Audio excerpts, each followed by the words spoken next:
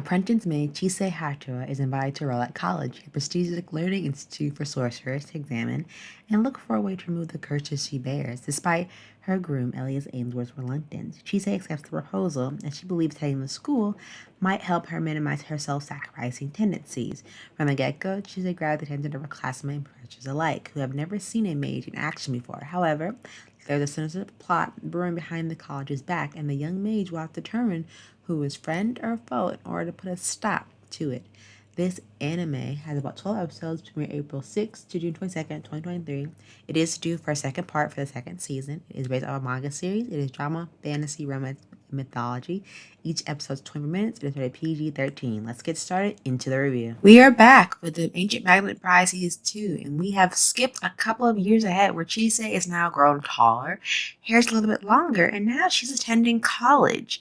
With more confidence and hopefully whatsoever reluctant to sacrifice herself or any parts of her body, Chise attends college, much to her so-called groom or husband. In this case, she missed the first season. Go watch the first season review on my channel. But to catch you up, it's been a couple of years since we've seen Chise and Ainsworth, and now that Chise's attending college, for her to learn how to remove the curse that she's inflicted on herself due to her sacrificing tendencies that Edward probably would love for her to stop doing.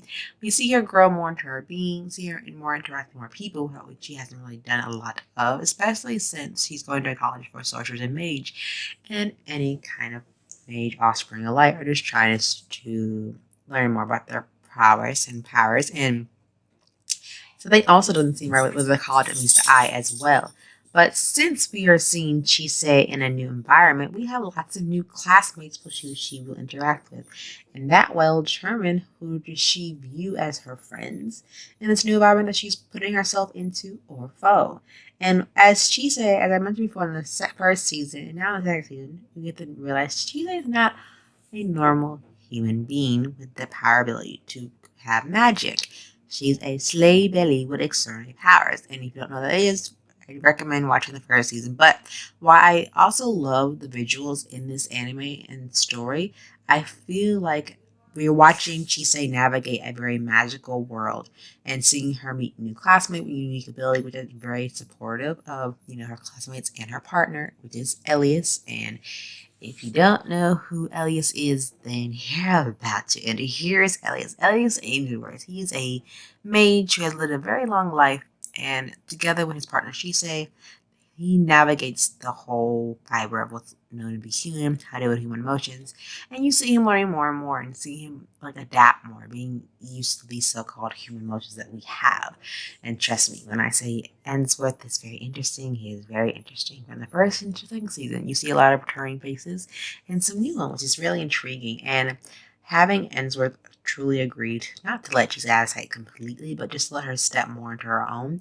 I feel like this second season of the story turns more darker as more missions arrive and things are, looking for Chise to discover by herself and about her classmates as she attends colleges for the first time. But I think what's really imperative and important that, Chise gets into her own being and just learn to step out, not the shadow of Elias, but not depend on him so much as she has been for the past first season. Now, the second season, she's trying to be a little more independent, but, there are gives and take, and, she's thriving. She's meeting some lovely friends along with it. But I think, just seeing her grow as an individual, as a mage herself, and trying to understand why she has the tendency that she does have. But without trying to delve even further, you just have to watch the second season for yourself to see what choices she makes in college. And I have mentioned before, the plot is a little bit darker than it normally is, but that's okay. We're here for a darker storyline.